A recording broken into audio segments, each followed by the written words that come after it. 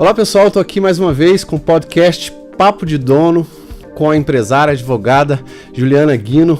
Juliana, muito obrigado pela visita aí. Obrigada pelo convite. E nesse podcast especial que a gente vai tratar de um assunto que, na verdade, eu já queria ter tratado há algum tempo, que é o assunto, a parte jurídica, né? O assunto de trazer temas que muitos empresários podem ter dúvidas com relação a algo que seja de assunto jurídico para sua empresa. Então vou bater um papo aqui. Hoje, inclusive, nós não preparamos nenhuma pergunta, né, Joana? Nada, nenhum papel. Improvisando tudo aqui, porque é esse o intuito, a gente fazer um bate-papo bastante tranquilo e tentar levar tanto dicas que você tem como empresária, também como advogado, obviamente, para as pessoas que estão nos assistindo. Então, mais uma vez, muito obrigado. Obrigada. Juliana, fala aí pra gente um pouquinho sobre você, né? Um pouquinho pra gente iniciar aí. Quem é a Juliana? Onde você se formou? Como é que você iniciou a sua carreira aí? Isso, eu não sou de Taubaté, eu me formei em São Paulo.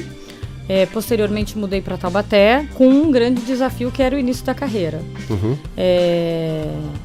Conheci a minha sócia em cursos de pós-graduação e iniciei uma carreira de advocacia aqui no Vale do Paraíba. Posteriormente, eu tive uma mudança por questões profissionais do meu marido e fiquei um período fora do país. Mas nesse período, como a gente conversou, eu aproveitei para poder fazer algo que me preparasse para o retorno na profissão. Carreira. E foi aí que eu me apaixonei e comecei a estudar e entrar no mundo de contratos, de atuar de uma forma preventiva, porque eu queria desenvolver também como mulher, né? Porque a gente tem mais esse desafio de cuidar de casa, ter as coisas de filho. Eu tenho 2 filhas. Hoje 2 filhas, uma com 13 e outra com 8. Com certeza, bons desafios aí, né? Exato. E aí eu queria alguma coisa que não me tirasse essa autonomia de participar da vida delas, da educação, da casa, e comecei a entrar na parte preventiva.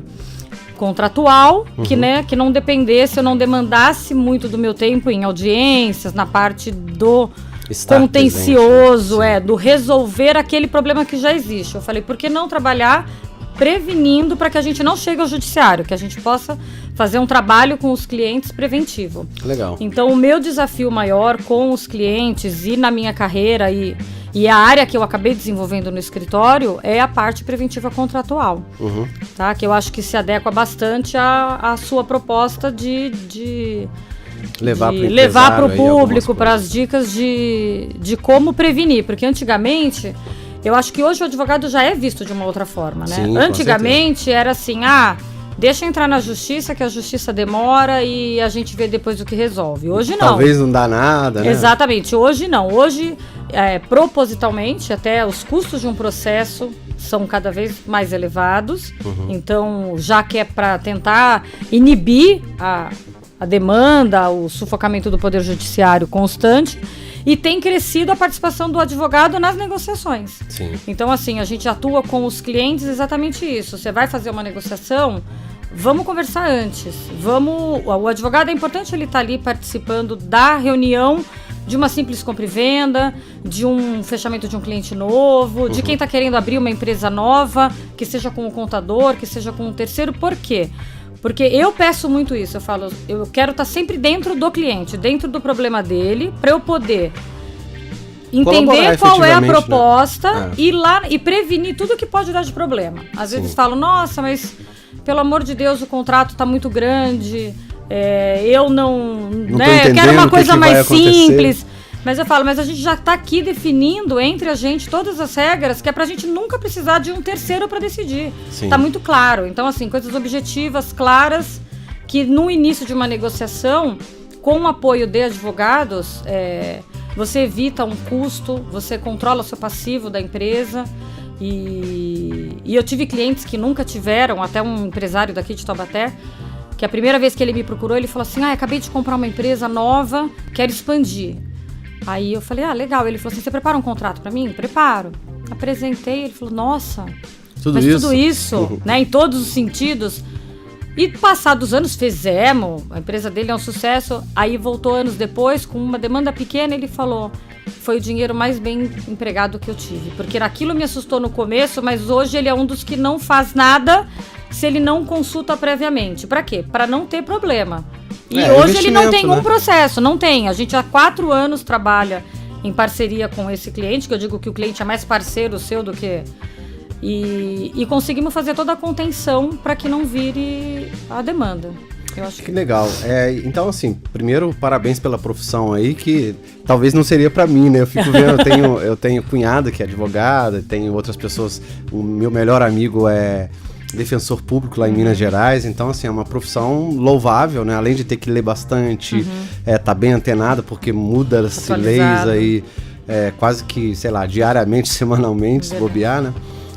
Então, é bem legal saber dessa parte, né? E para a gente poder explorar um pouquinho aí, inclusive os seus conhecimentos nesse sentido, o que você acha que o empresário de hoje tem de mais desafio, assim, nesse lance de, não vou dizer nem de errar, né, ou de deixar passar algo que, porventura, ele podia prevenir com antecedência, né, e pensar em algo específico e tal, do que aquilo que ele, não vou nem pensar em sei lá, vou copiar um contrato. Eu já cheguei a ver empresário abrindo, logicamente para uma pequena empresa, de um contrato que ele pegou do amigo, mudou meia dúzia de linhas ali, e o contrato ficou, a empresa abriu, depois ele teve um super problema, tanto entre ele e sócios, quanto para justificar um monte de coisa, para receita e tal.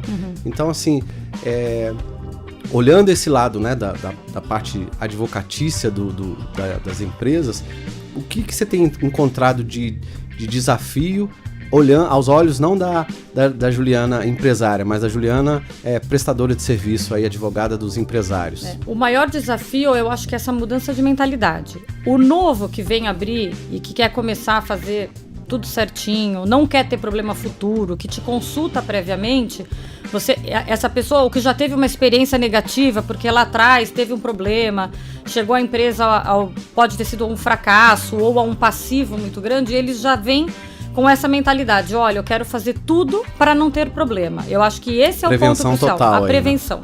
Hoje, a gente até numa reunião de manhã com outro cliente, a gente falava exatamente isso.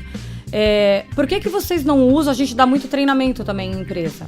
Que legal. Então, assim, alteração da lei a minha sócia, né? A gente tem, assim, eu faço a parte preventiva contratual, mas a gente tem uma equipe com 6 advogados no escritório e que cada um cuida da sua área. Então, a gente, dentro do campo empresarial, a gente consegue atender toda a demanda de um cliente. De uma empresa. Então, a minha sócia especificamente, a Gabriela, ela cuida só da parte trabalhista. E 95% dos nossos clientes são pessoas jurídicas. Então, a gente atua e é o que a gente vem falando hoje. Vamos fazer treinamento, vamos chamar os líderes, vamos informar, as leis aí estão mudando constantemente. Então, essas informações do prevenir, eu acho que esse é o ponto crucial, é entender que o advogado, ele não precisa vir quando o problema vem, a gente tem que estar antecipadamente disponível para o cliente para que ele não tenha problema. Eu falo, quando eles às vezes chegam, nossa, doutor, eu tenho um problema, né? Sempre venho aqui trazer problema. Eu falo, não, mas vocês têm que me trazer o problema. Eu tenho que te dar a solução ou evitar o seu problema. Que às vezes você acha que é um problema mínimo, né? E não é. Então a gente trabalha sempre numa demanda de contenção. Entendeu? Legal. A gente tem um apoio do contencioso, temos uma outra equipe dentro do escritório que cuida só da parte contenciosa, processo, audiência, que isso é inevitável. Porém, o que a gente tenta fazer é essa mudança de mentalidade do cliente, que ele passe a entender que nós juntos podemos, assim, a pessoa que tem uma assessoria, seja por hora, seja mensal, ela vai ter às vezes parece que é um custo. Na verdade, eu acho que é uma contenção de despesas, porque você pode ter um problema futuro. Num simples erro de folha de pagamento, tem muitas pessoas que falam, não, mas meu contador falou que tá certo.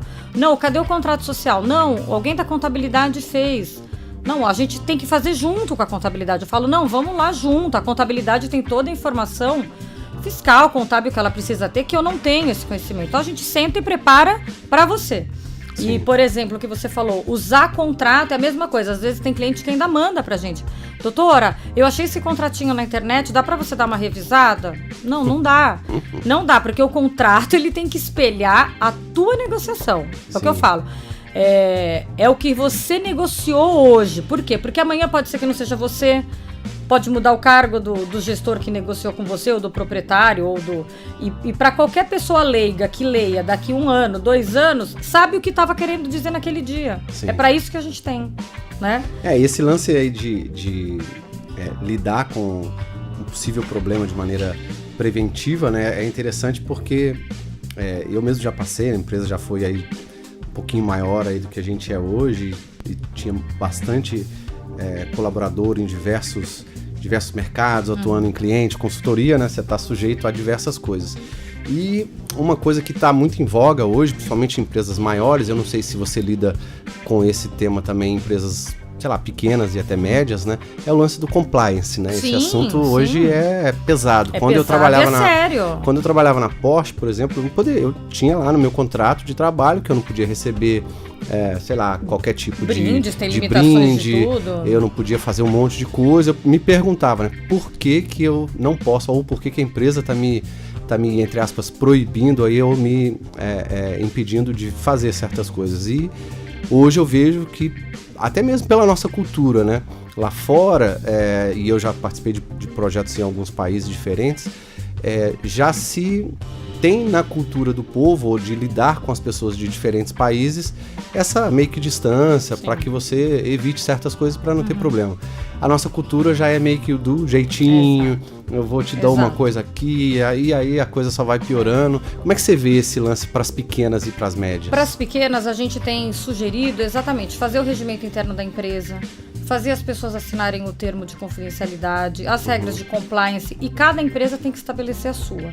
Então não adianta eu pegar uma minuta pronta em algum lugar e querer não aplicar. Existe uma lei, existe a lei que vai dar as diretrizes, e dentro disso você vai definir qual que é o seu limite, por exemplo. Limite de brindes, né? Nas multinacionais existe você só pode ganhar até boné, até alguma até coisa X reais. específica, exatamente. No meu caso era até um volume financeiro. Exato. Pequeno, né? E também eu falo assim, não adianta ter só as regras, você tem que ter a fiscalização, você tem que ter auditoria. E hoje as empresas, pelo menos do porte que a gente trabalha, elas estão cada vez mais com as auditorias constantes. Então uma auditoria que acontecia às vezes anual, que era de praxe apenas, hoje ela está semestral ou ela está trimestral, independendo da área, cada trimestre audita um departamento, e aí existem as regras e existem os departamentos específicos para você fazer essa consulta, ou um jurídico disponível, especializado naquilo para, olha, eu estou infringindo alguma regra, eu posso fazer sempre o questionamento, se tiver dúvida, questiona. Legal. Entendeu? Mas como é que fica esse assunto aí para uma pessoa que é pequena, né? Tem gente que está nos ouvindo aqui e a maioria do nosso público, pelo menos que tem nos mandado aí recados, perguntas via YouTube, via WhatsApp, são pessoas de médias para pequenas, né? Que não tem tantos departamentos, que tem, quiçá, sei lá, um advogado de apoio quando tem, né? Até por falta do valor para investir. Mas que também são as pessoas que mais erram, né? Pelo fato de não ter dinheiro, ele não quer ver aquilo como preventivo e também não faz algo para pensar num possível problema futuro, né?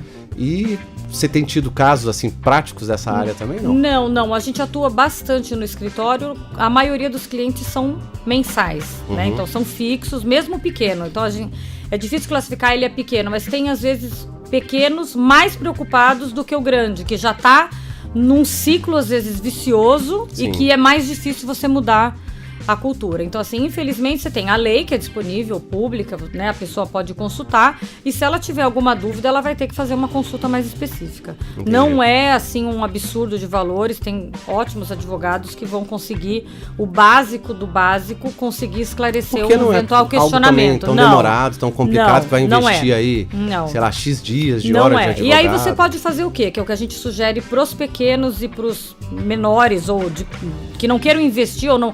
eu tenho uma verba, mas não quero disponibilizar para isso agora, eu prefiro fazer um desenvolvimento de mídia e não quero gastar esse dinheiro. Então, a minha sugestão é, vamos desenvolver um modelo e você aplica em todos, aí você não precisa me consultar. Você me fala qual é teu ramo de atividade, a gente desenvolve as condições, as regras ou o contrato, enfim, e você usa ele para todos os seus tipos de cliente. Quando mudar, se tiver uma diferença, não estou fazendo mais isso, não estou fazendo X, estou fazendo Y, a gente conversa e vai readequando. Legal. Entendeu? Passando aí agora para a gente falar um pouquinho, né, e mudando de assunto, existe alguma linha de problemas que você mais tem enfrentado de novo, voltado para os pequenos e para os médios, que seria legal você dar de dica, assim, algo talvez até mais específico?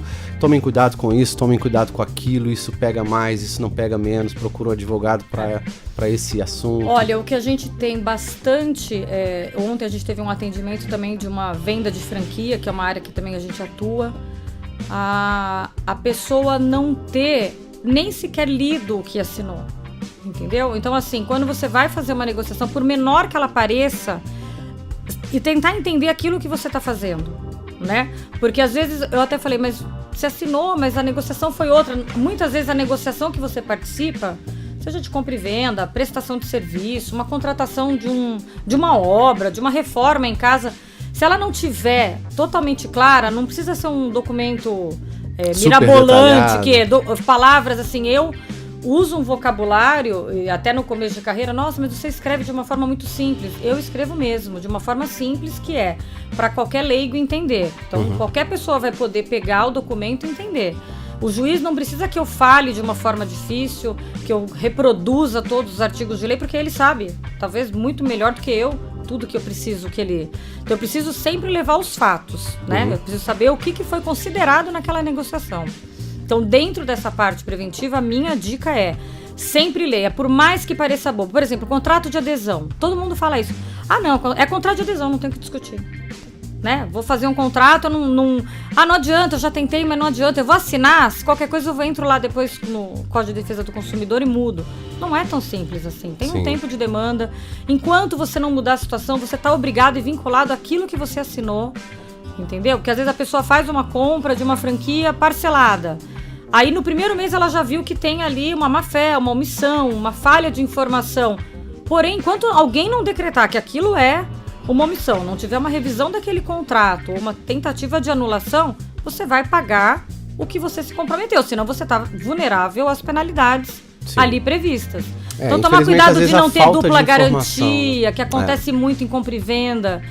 É a maior discussão, a dupla garantia. A pessoa pede os dados para a pessoa ser fiadora e o imóvel. Não pode.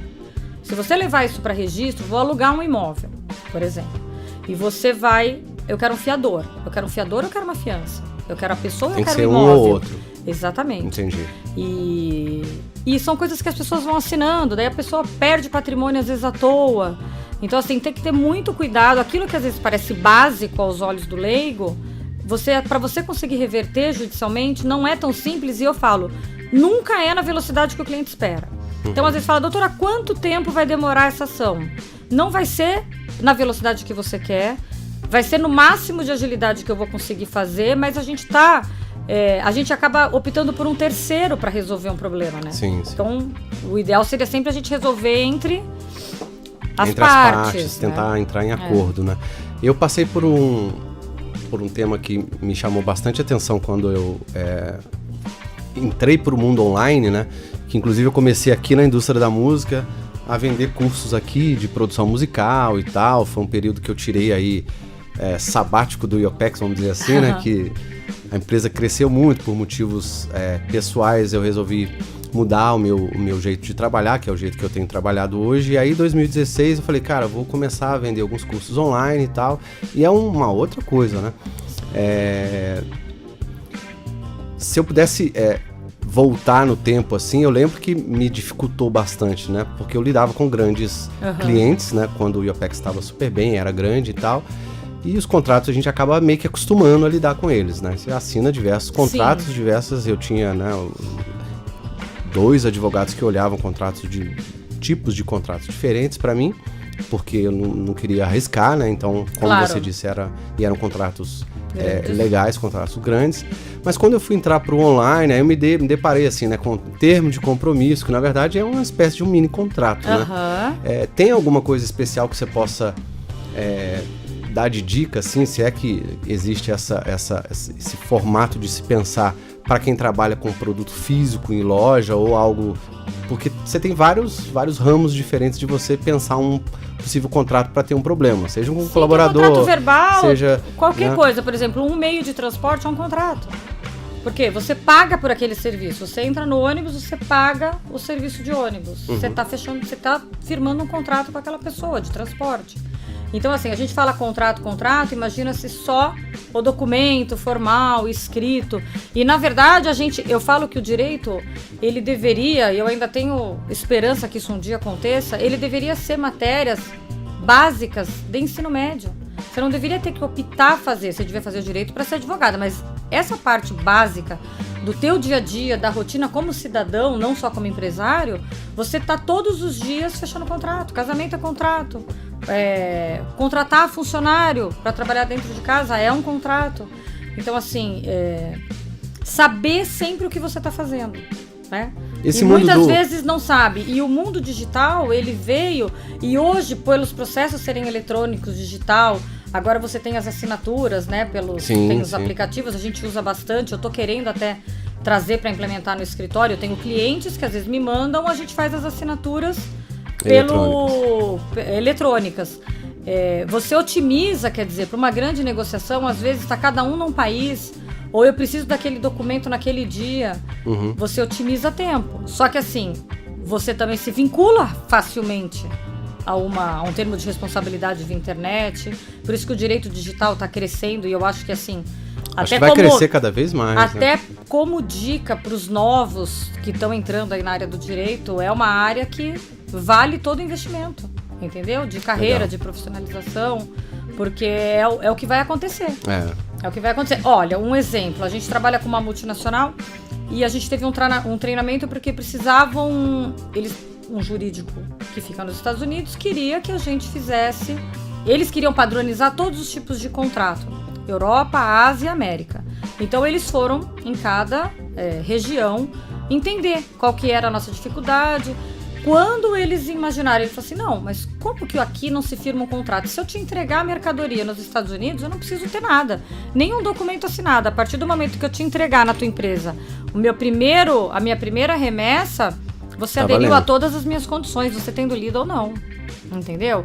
Então você tem que estar muito ligado no que está acontecendo, e a velocidade digital hoje é muito complicada.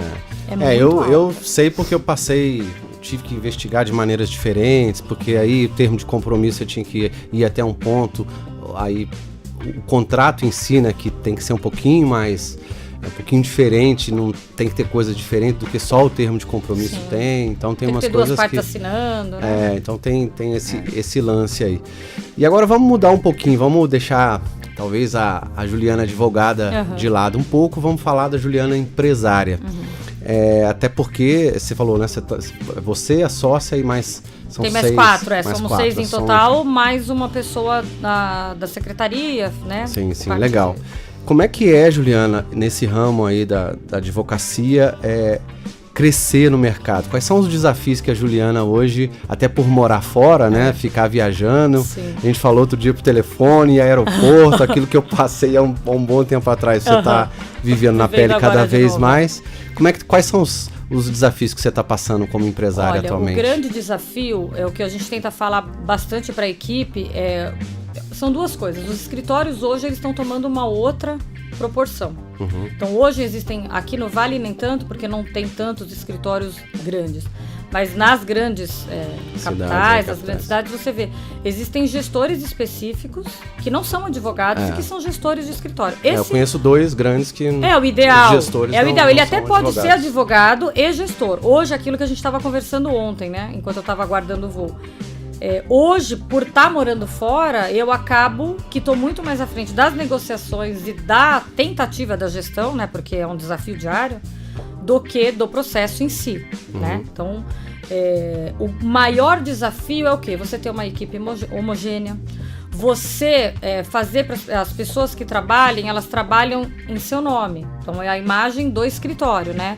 Então, é o Guini Mota, e você ter uma identificação no mercado homogênea, né? Não ser, uma pessoa tem um perfil, outra pessoa tem outro perfil. Então, assim, você desenvolver, você acompanhar hoje a turma mais nova, eles têm milhões de informações anteriores da nossa época. A gente veio de uma formação, eles já são mais rápidos, de um esquema de trabalho numa velocidade totalmente diferente, né? E hoje a gente não tá mais como escritório de advocacia tradicional. Tá todo mundo É uma empresa, Sim. uma empresa. Então a gente tem que investir em plataforma, a gente tem que dar condições melhores de trabalho, tem que dar motivação.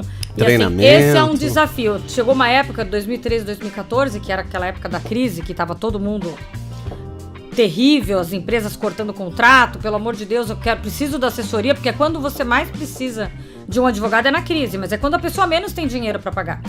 Então isso foi um desafio pra gente, porque a gente tinha clientes de 5 anos, 6 anos, e falava assim, não, a gente não vai deixar você na mão, imagina, a gente vai adequar, porque a gente sabe que quanto mais problema, mais advogado você precisa e menos condições você tem. Teve um dia que eu olhei pra minha sócia e falei assim, não, a crise lá fora tá fácil. O difícil é a crise de gestão de pessoas. Sim. Eu acho que esse é o maior desafio. Ter Legal. todo mundo satisfeito, ter todo mundo motivado, que o que é bom pra um não é bom pra outro. Então, acho que esse é um desafio constante que a gente aprende diariamente. Legal. Eu morei um tempo em Porto Alegre, né? E no período que eu fiquei, deu 1 ano e 9 meses, 1 ano e 10 meses mais ou menos. Eu fiz 2 projetos em 2 empresas de advocacia. Um escritório bem grande, tinha lá tipo, 8 andares, era bem grande. E é um assunto que a gente fala, né? Que eu venho desse mundo do Lean aí, da melhoria de processos, de um monte de coisa.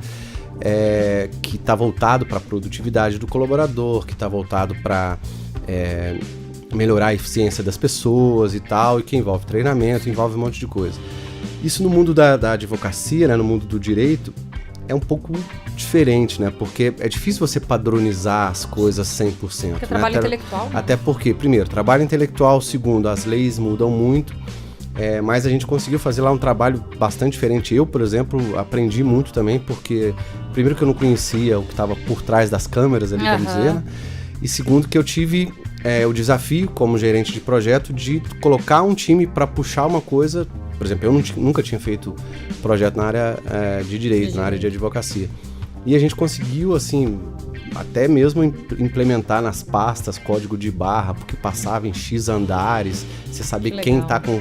Quantos dias cada pasta tá com quem, porque você conta o lead time, né? E uma pasta de um advogado de um cliente é como se fosse um veículo dentro de uma produção. Sim. Né? Porque ele tá passando numa linha de produção, mede-se o lead time e ele tem que sair lá em tantos dias, né?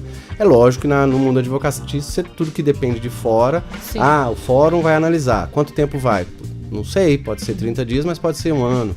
Então, mas tudo aquilo que é interno, a gente tem que medir, tinha indicadores e tal. Como é que é essa área hoje para você como gestora? Assim? Então, atualmente, a vantagem é que hoje você tem a facilidade do processo digital. Mas, por exemplo, a gente até fez um levantamento porque a gente está inserindo uma plataforma nova no escritório para isso.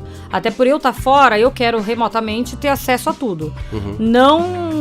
Esse na época era um grande desafio. É um grande dos desafio. Donos, né? Hoje, como é que eu vou ver esse hoje melhorou porque você tem um processo digital, mas você depende do sistema do tribunal se está ativo ou não. Mas a gente tem bem pouco problema. Tá fora do ar, mas é por horas, você tem o aviso prévio.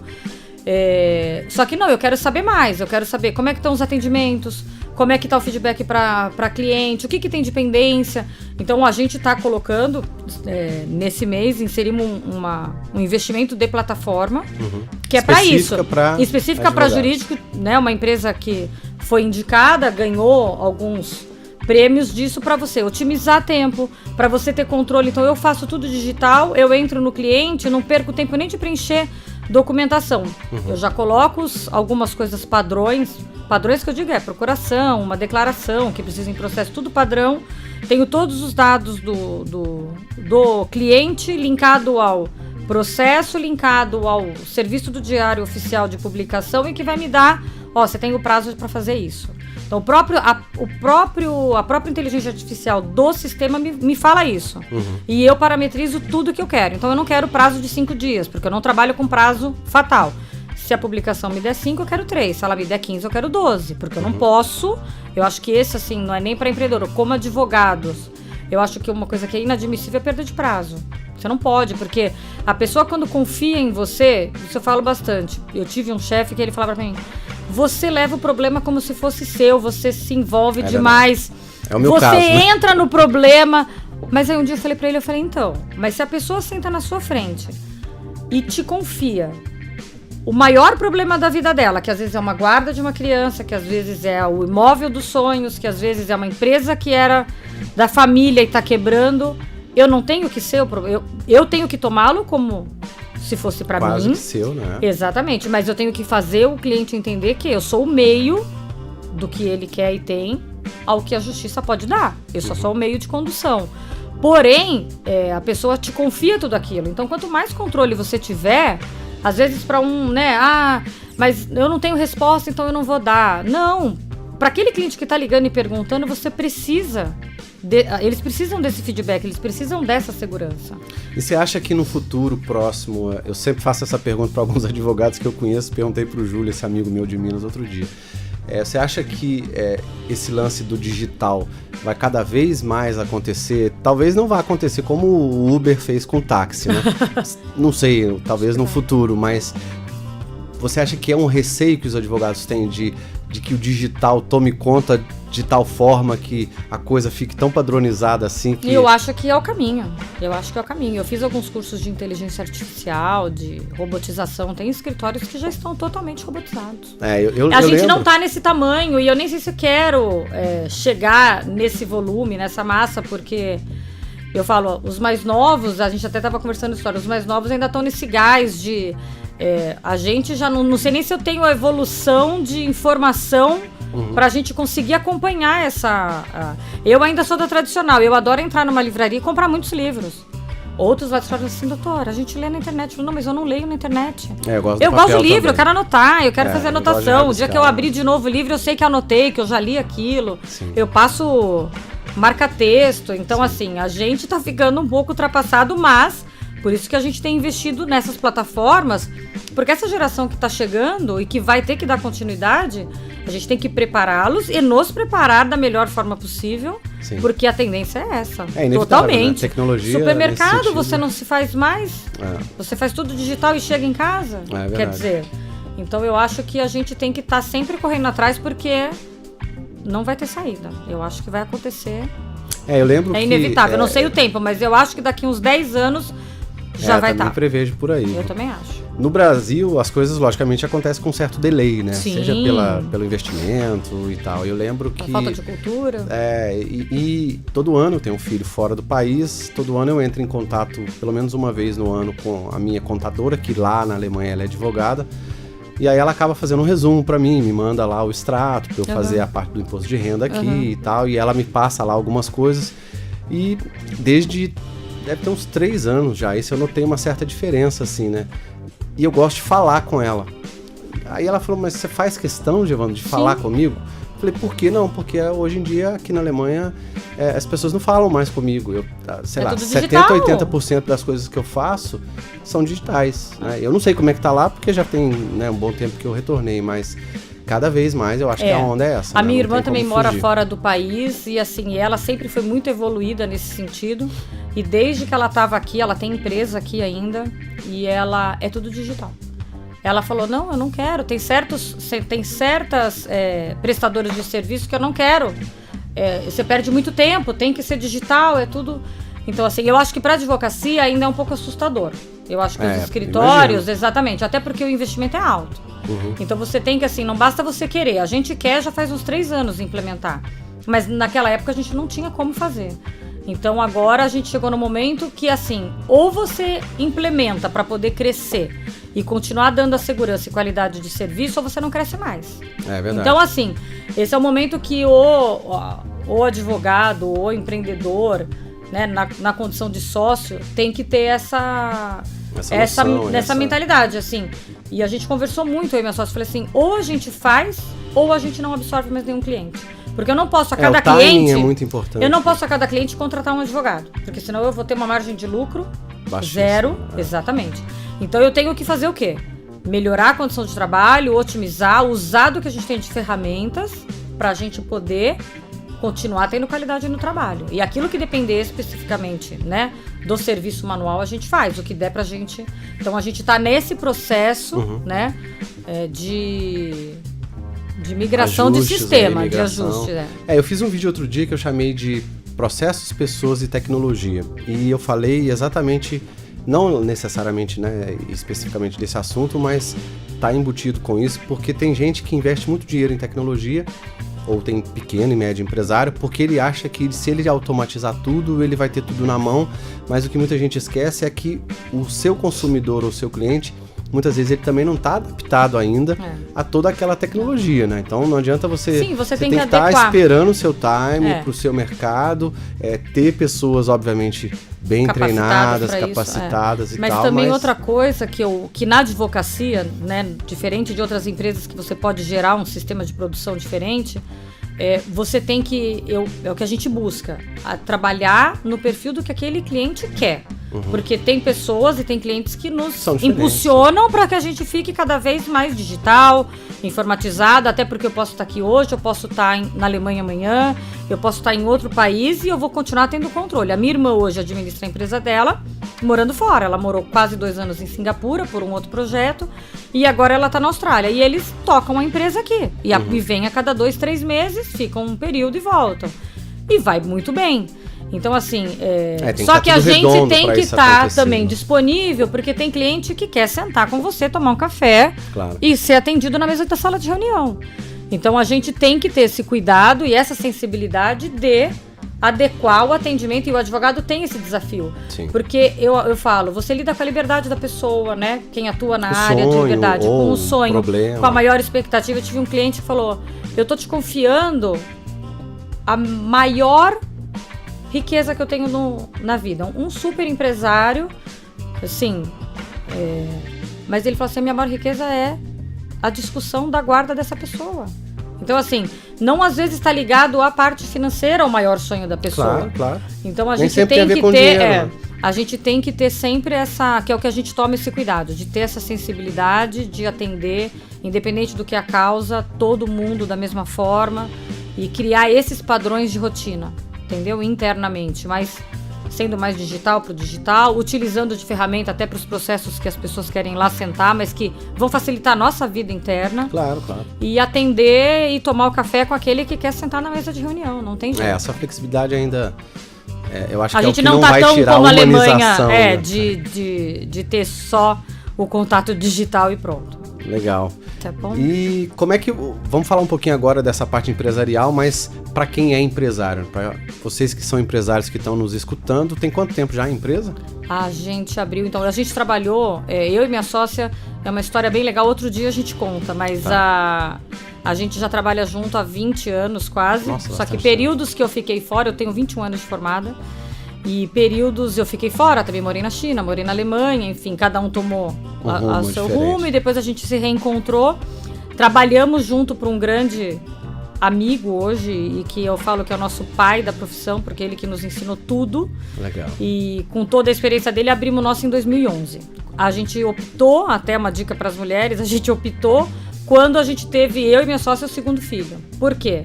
Porque a gente queria ter já não vou ter mais filho, já... Não, a gente queria ter um pouco de controle A gente voltou a trabalhar, porque como autônomo, né, você não tem... O advogado não é funcionário, não tem licença, não tem nada. Então a minha filha e a dela, porque a gente teve filho na mesma, imagina a felicidade do meu chefe na época, porque as duas juntas. Ela avisou que estava grávida e eu avisei na semana seguinte. Nossa. Então a gente saiu no mesmo período, só que éramos de áreas distintas, não prejudica. Assim, mas eram do menos duas. Empresa. Só que em janeiro a gente voltou a trabalhar com 2 meses, porque a gente sabia que precisava, e éramos autônomos e parceiros e precisávamos estar lá. E aí a gente falou, não, isso é uma loucura, vai ser complicado, e aí tivemos uma oportunidade de abrir o nosso, ele até nos apoiou bastante, e aí começamos a trilhar o nosso caminho em 2011.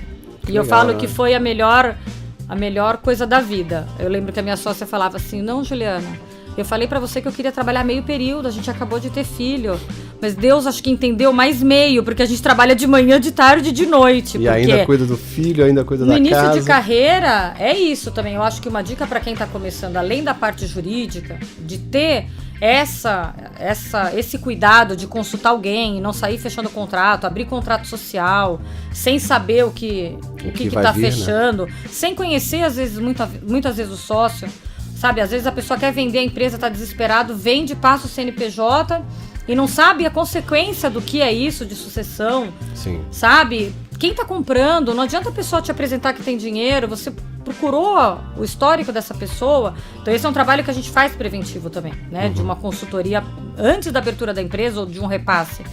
É saber também que as pessoas vêm e falam assim, nossa, vocês têm sorte, né? O escritório vai super bem. Não, a gente tem 21 anos de formada, a gente passou por várias coisas e errando que a gente vai aprendendo. Eu falo, todo dia a gente erra. Claro. Então, assim, a gente teve até uma reunião de equipe essa semana. A gente está aberta sempre à melhoria, porque a gente vai errar várias vezes e aí vamos... E tem que errar, né? Errar, aprender e melhoria adequar. Contínua sempre aí, né? Você já deu uma ótima dica aí para quem tá pensando em abrir empresa, que é avaliar, né? Consultar preventivamente. Avaliar, tá dentro do negócio, entender o faturamento, eu quero o balanço anual do que está acontecendo, porque às vezes a pessoa vende e fala que tem um faturamento X e não tem, entendeu? Os documentos não são reais, senta com o contador, seja chato, sabe? Eu falo caso, que assim, que é muito... O pequeno, o médio, talvez menos assim, mas quanto menor a empresa, eu vejo, porque eu tendo muitos pequenos empresários, tem muita gente que tem médios, medo, né? até onde ele pode ir, entendeu? E outra, né? As contas são tão mal administradas, né? Mistura conta física com paga escola, com o faturamento da escola. Então assim, essa bagunça que às vezes a gente já deixa, e aí a pessoa não tem tempo, porque o dia a dia come, né? Aí o financeiro deixa passar, e aí o marketing também, então, mas que acabam acumulando-se coisas que vão para outras áreas.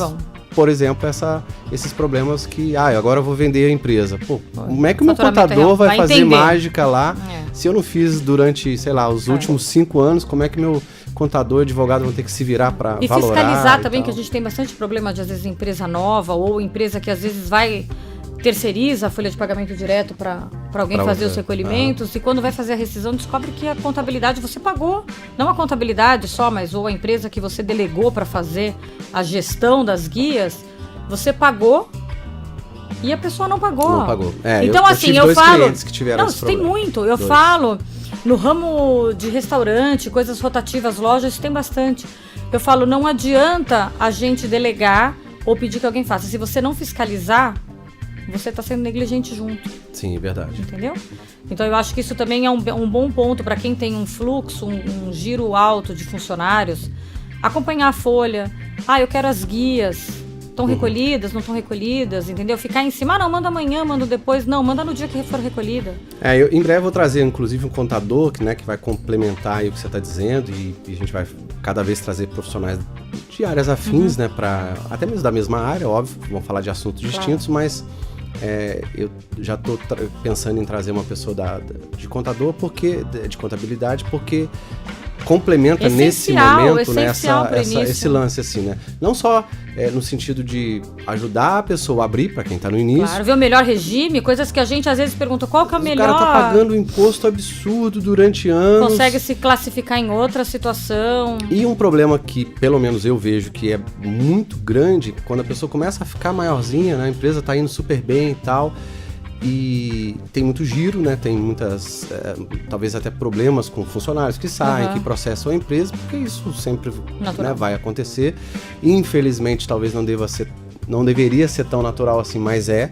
Pelo menos aqui no nosso país essa rotatividade prejudicial, né, é maior, e a gente sabe que quem é empresário e que está me ouvindo sabe disso, muita gente entra com o processo por má fé, por querer tirar dinheiro do empresário e acha que tem direito, que vai ganhar de alguma coisa. O ramo da construção, por exemplo, que eu atuei muitos anos, é super pesado. O cara entra, já sabe o que ele vai fazer para poder ficar um pouco tempo aqui, abater da dívida do saldo devedor do outro, e depois pega outra obra, faz a mesma coisa, volta para aquela e fica naquele ciclo negativo, vamos chamar assim, né? Nem vicioso, é negativo.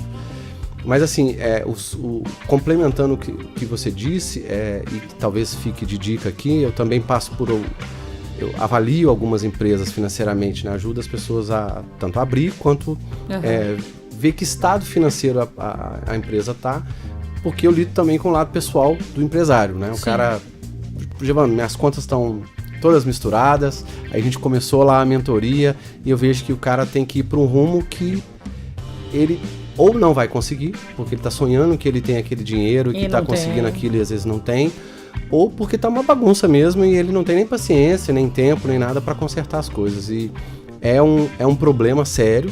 Sei lá, vou chutar aqui um número, mas mais que 90% dos meus clientes têm esse problema, né, ou de misturar conta, ou de não saber nem aquilo que fatura ou que lucra. Isso é menos mal, mas se vira de alguma forma. Mas o que a gente vê aqui, e que não deveria deixar de pensar e refletir sobre o aspecto jurídico, aproveitando que você está aqui, é tudo aquilo que vai sobrar diante da lei para eu ter um prejuízo maior, né? Porque a minha perda empresarial eu já vou ter, né? Agora, se acontece alguma coisa que ou eu quero vender, ou eu vou tomar um processo, seja de um colaborador, seja de qualquer um sócio, alguma coisa assim, e eu não sei o que está acontecendo, porque eu não conheço nem o meu contrato social, ou alguma coisa que eu assinei no...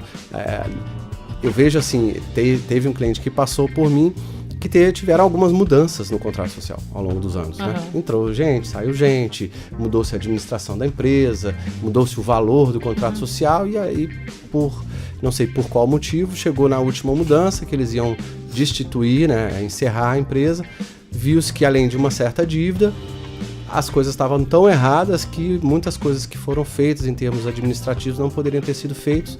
E uma das pessoas que saíram um tempo atrás reivindicou uma grana e acabou ganhando. Sim. Então, assim, é difícil, complicado isso, né? Alteração de contrato também já vi exatamente isso, da pessoa ter continuado, tipo, como responsável. Entendeu? E usando certificações que não eram ele normais, já não era mais assim, funcionário e estava com a certificação na Receita. Enfim, existem vários problemas com a parte de contrato. Então, se você não souber exatamente aonde você está entrando, e um problema que você falou, a maioria, 90%, essa confusão financeira, né?